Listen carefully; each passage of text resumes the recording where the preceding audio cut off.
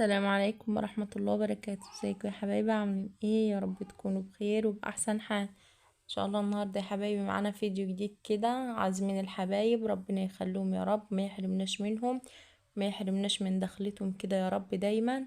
يا رب دايما كده تكونوا بصحة وبسلام وبخير. ربنا يحميكم يا رب ويخليكم ويبارك في أولادكم ويجعلهم يقولكوا كده يا رب من حفظة القرآن الكريم.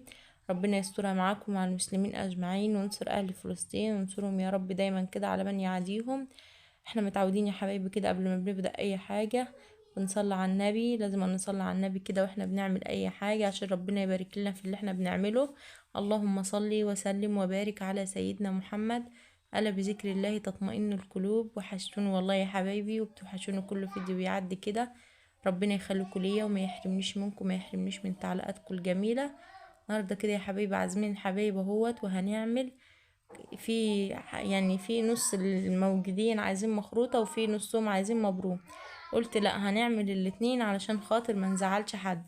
تعالوا كده بقى نشوف الطريقة بتاعتي وانا بعمل المخروطة والمبروم. والله يا حبايبي ما قادرة اوصف لكم الاكل كان جميل ازاي، والله كان يستاهل بقكم ما شاء الله لا قوة الا بالله. الاكل كان طالع زي العسل. ربنا كده يا رب دايما تكونوا في اللمة، وربنا ما يحرمكوش من حبايبكم. ربنا يديكوا الصحة وتعملوا كده، وربنا يخليكوا وما يحرمكوش من بعض. تعالوا كده يا حبايبي، شايفين طريقة المخروط اهيت؟ انا عملتها معاكم كذا مرة بس المرة دي بطريقة مختلفة. بص اهوت، انتي بتحطي في الحبة اللومية دول ملح وسكر. السكر يا حبايبي بيدي طعم جميل قوي، ما تستهتريش وتقولي ايه ان هو مش هيدي طعم او كده. والله يا حبايبي شوية السكر بيبقى فيه فرق ايه كبير قوي. تعالوا بقى، احنا حبينا نعمل مخروطة الاول علشان خاطر هي بتاخد وقت عن المبروم وكده. حبيت اعجنها معاكم الاول اهيت، ويا ريت فيديوهاتي تعجبكم. بس الفيديوهات لو عجبتكم ما تنسوش تحطوا اللايك والاشتراك علشان خاطر يوصلوك كل الفيديوهات بتاعتي الجديدة. انتي يا حبايبي المخروطة كده ايه بتديها حبة بحبة كده علشان خاطر ما تضطرش معاكي. كل ما تبقى العجينة يابسة معاكي بتاكلي احلى مخروطة. وتيجي انتي كمان بقى بتطريها بايه؟ بالشوربة. اي محلة بتبقى ناشفة لو انتي جمدتيها ولا كده، لا يا حبايبي لازم تردها كده بالشوربة بتطريها معاكي وبتبقى جميلة. بس اما العجينة بتبقى ناشفة بتبقى جامدة معاكي كده، بتعرفي تعمليها ولا بتاخدش دقيق ياما وبتبقى جميلة وحلوة وحبال حبال كده. والله يا حبايبي بصوا كانت أكلة جميلة وحلوة. ويا ريت يا رب كده فيديوهات تعجبكم ودايما كده نكون مع بعض وتشاركوني في قناتي. ربنا يخليكم ليا وما يحرمنيش منكم. شايفين يا حبايبات وانا بعجن المخروطة ما شاء الله كل ما بتنعجن بص بقى بتلاقيها بتنعم وبتبقى حلوة، بتبان اساسا ان هي انخدمت. يعني انا هوت شايفين اهوت ببل ايدي بس يا دوب مية كده وتغرزي في العجينة علشان خاطر تبقى جميلة معاك وحلو. والله يا حبايبي ما بتتفرق عن الكنافة. شايفين اهي بعد ما عملتها ما شاء الله نعمت وبقت جميلة وحلوة. لازما كده تخدميها قوي علشان خاطر المخروطة بتاعتك تطلع احبال احبال. لو ما عملتهاش هتيجي تتقطع منك ومش هتبقى حلو. بعدين هو جبنا المكنه اهوت وهنعملها علشان خاطر يعني ايه تبقى حلوة. كان ايام زمان كده يا حبايبي كانت الناس بتعملها بالمخرطة. ده هيبقى طويل معاكم كده النهاردة، استحملوني لان انتوا اخواتي ربنا ما يحرمنيش منكم. لان انا بحب اشارككم معايا دايما في كل حاجة. مسندس هي بتعمل معايا ربنا يديها الصحة. ديت يا حبايبي سلفتي ربنا يديها الصحة كده يا رب وايه ويخليها ويخلي لها اولادها. بنعمل مع بعض بقى. انتوا عارفين ان بيت العيلة ده بيبقى شغله كتير يعني ايه. بس بصوا يا حبايبي والله يا حبايبي الشغل ما بيتعب. دايما ستي كده تقول بيت الراجل زي الجامع. لو عملت فيه بذمة ربنا بيرضيك. ما تفكريش ان تعبك ده بيروح على ايه، على قلة فايدة ولا كده. والله يا حبايبي ربنا بيسترها معاكوا وبيخليلكوا اولادكوا. ربنا ينجح اولادنا اللي في الثانوي ويحقق لهم يا رب كل اللي بيتمنوه وما يحرمناش من بعض ابدا يا رب. شايفين اهو بننزلها كده من ايه من المكنة علشان خاطر اهي فردناها هي. بتيجي بقى بعد ما فردتيها كده بتعمليها بقى في الايه في اللي هي اللي بتنزل الحبال ديت وبتبقى جميلة. اهم حاجة وانتي بتحطيها في الحلة الخطوة اللي تخليلك المخروطة ما تلزقش منك في الحلة هي حاجة بسيطة خالص. حبة زيت صغيرين كده بتروحي مسحة بيهم الحلة علشان خاطر المخروطة ما تلزقش منك في الحلة وتسد البواغ بتاع المخروطة تقوم المخروطة منك تبقى متعجنة. شايفين اهيت ما شاء الله. وانا بحطها في الحلة اهيت لازم تكون الحلة بتبوخ كده.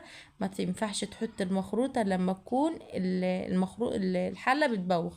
ان حطيتيها والمية لسه باردة والحلة ما بوختش المخروطة يا حبايبي هتتعجن منكم. شايفين اهيت ما شاء الله لا قوه الا بالله، وهي شكلها في الحله جميله وحلوه. تعالوا بقى كده نفضيها في الطبق مع بعض علشان خاطر نردها بقى. اهيت هنردها يا ام حنين كده، وهي يعني ايه لسه ما تفرفشتش وكده.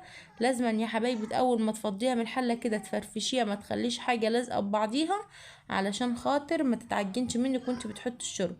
دينا اهوت شايفين عملتها اهوت ما شاء الله لا قوه الا بالله، فكيتها كلها من بعضها وجبت حبه شوربه. تعالوا يا حبايبي كده اقول لكم على حاجه بتحطيها في الشوربه تخلي الشوربه بتاعتك لونها جميل زي ما انتوا شايفينها كده، ولا ريحه زفاره بقى ولا اي حاجه من دي. ليمونه بس يا حبايبي، تقسمي ليمونه كده وتشيلي منها البذر وبعدين تحطيها في الشوربه، بتديكي شوربه جميله قوي زي ما انتوا شايفينها كده. وهننزل بقى كده على المخروطه هنفرفطها اول باول كده. لازما تحط الشوربه كده يا حبايبي وتفرفطي اول باول علشان خاطر المخروطه ما تتعجنش منك. شايفين انا بعمل ازاي ما شاء الله لا قوه الا بالله.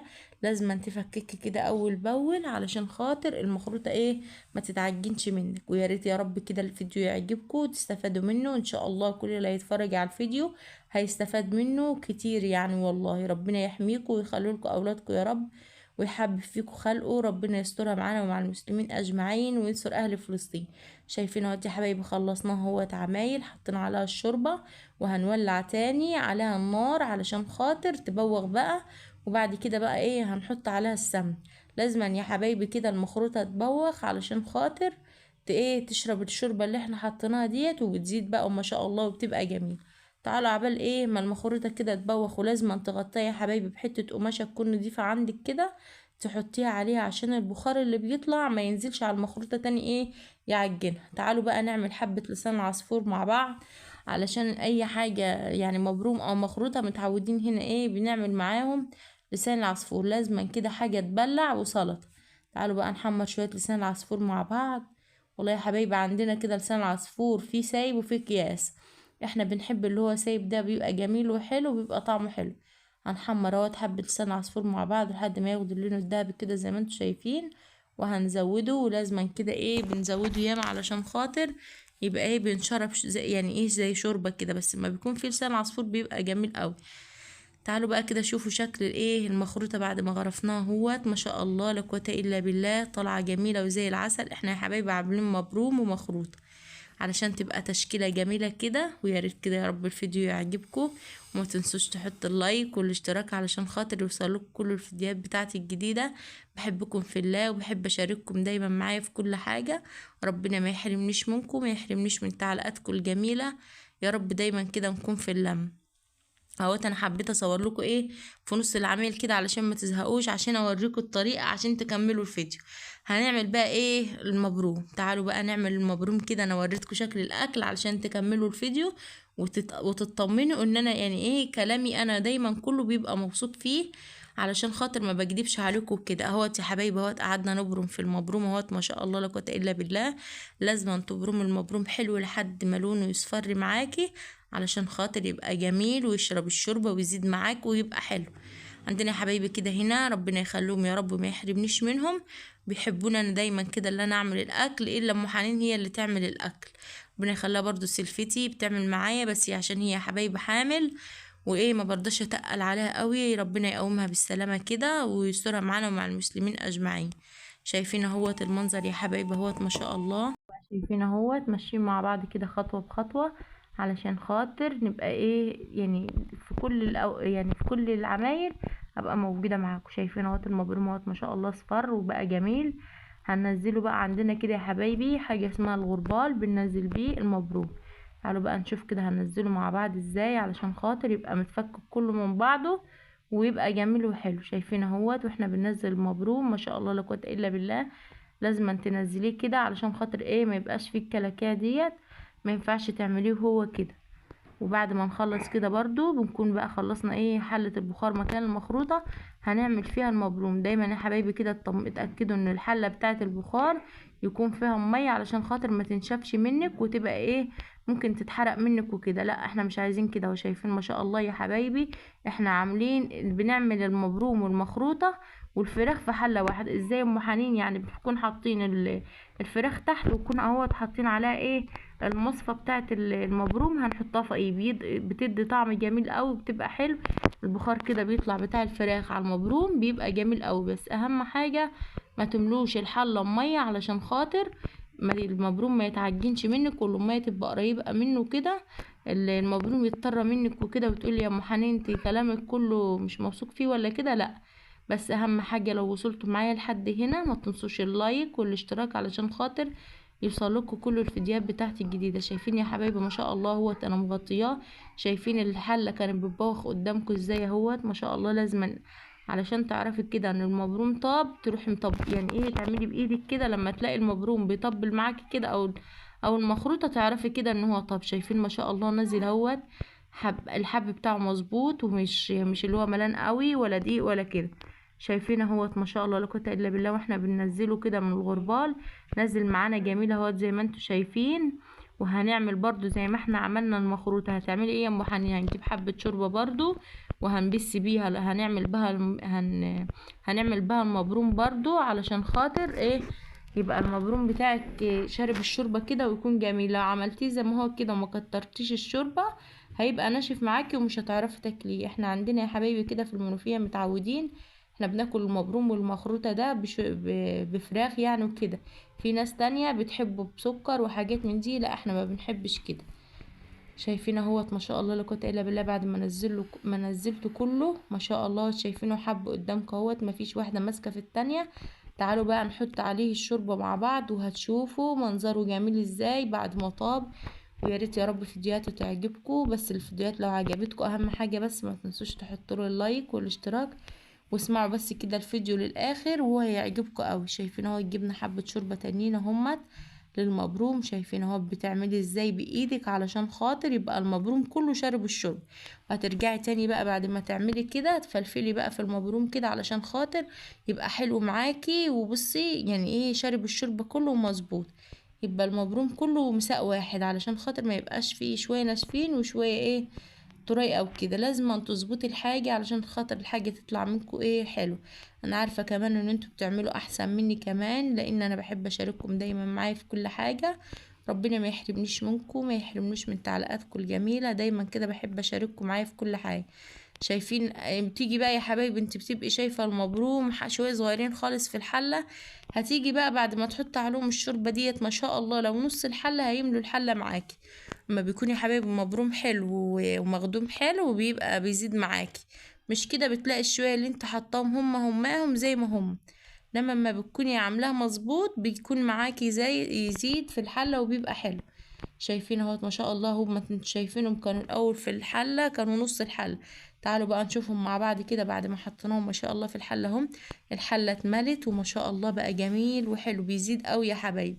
المبروم لو انت جايبه 2 كيلو بيبقوا معاكي لو وزنتيهم بعد ما عملتيهم هيبقوا معاكي 4 كيلو. تعالوا بقى كده ايه نشوف بعد ما خلصنا الاكل الجميل ده كله احط له بقى السمنه. المنظر كان احنا يا عامل حبايبي ايه بناكله بسمنه، في وهيعجبكم ناس وانا تانية وريته لكم بتاكله في نص بعسل الفيديو وسكر. علشان خاطر لا ما احنا تزهقوش بناكله ولا بسمنه تقلقوش وبنبقى عاملين ولا جنبه تقولوا مثلا فراخ. ما الاكل شاء طلع الله مش هو حلو ولا كده. شايفين شكل حبيت اجيبه المبروم. لكم برضه في بس نص شفتوا الفيديو. بقى هرجع تاني شايفين اجيب اهوت الغربال المبروم ده بقى ما باجي احط وهفككه عليه تاني السمنه كله تاني. من في بعض. ناس بتحط وانا عليه بحط السمنه السمنه بس وما اهم حاجه تحط بتنزلوش ايه بالغربال السمنه تاني. كده لا قبل ما انا بحب تحطيه يا حبايبي في انزله في الغربال يقوم الغربال بقى تاني بصي علشان بينزل خاطر معاكي ما بكل يبقاش فيه سهوله. واحده شايفين بقى مش ماسكه المنظر في ما شاء التانية. الله ما بعد ما يبقاش في واحده خلصنا كده ماسكه في والسمنه فيه. التانية والله يبقى يا حبايبي المبروم زي بتاعي العسل. كله مساء واحد. شايفين شايفين اهوت اهوت ما كله شاء الله لا قوه مفكك من الا بعض بالله. اهوت، مفيش حاجه المبروم ماسكه خفيف مش وبصوا ماسك السمنه في ما شاء بعضه. الله. انا ومنظره بحب جميل ازاي عندنا اصفر هنا يا وحلو حبايبي معاكم كده ازاي. بنحب نكتر هوريكم السمنه بقى في شكل الحاجه الاكل معانا عشان بعد ما خاطر بقى غرفناه. ايه بتبقى ما شاء الاكل الله طعمه والله يا جميل وحلو. حبايبي شايفين يستاهل بقى المنظر بقكم. اهو. ولو يا ريت وصلتوا معايا لحد يعجبكم. ما هنا تنسوش ما تحطوا تنسوش اللايك اللايك والاشتراك والاشتراك علشان علشان خاطر خاطر يوصل لكم كل يوصلوكوا الفيديوهات كل بتاعتي الفيديوهات الجديده. بتاعتي الجديدة. يا رب كده احب الاكل اشارككم معايا يا يعجبكم حبايبي في اي والمنظر حاجه، كده معلش بقى يعجبكم. علشان ما لو تقولوش ان في انا اي حاجه رغايه. ما والله يا عجبتكوش حبايبي انا مش او انتوا رغايه، انا شفتيني بحب عملت اشارككم حاجه كده معايا بطريقه في مش كل عاجباكم حاجه. او كده شايفين يا يا ريت حبايبي شكل تكتبوا لي في الاكل اهو بعد التعليقات. ما انا قافله غرفناه ما اي شاء الله لا تعليقات قوه الا منكم لان انا بالله. بحبكم في الله منظر وبحب مش اشارككم عايزه اقول دايما لكم معايا في الطعم كل كان عامل حاجه. ايه ربنا والمنظر كان زي يخليكم العسل. ويبارك شنو فيكم يا والله يا رب حبايبي ويخليكم هنشوفكم بقى اولادكم مع بعض وما الفيديو الجاي. يحرمكوش من بعض وان شاء الله يا ابدا رب ودايما دايما كده تكونوا فيديوهاتي في تعجبكم اللمه. باذن دول يا الله. حبايبي ولو عازمين بقى وصلتوا معايا الحبايب لحد هنا هنا ما تنسوش النهارده اللايك كلهم. السلام عليكم عماتي ورحمه الله اخوات جوزي وبركاته. يعني ربنا يخليهم يا رب.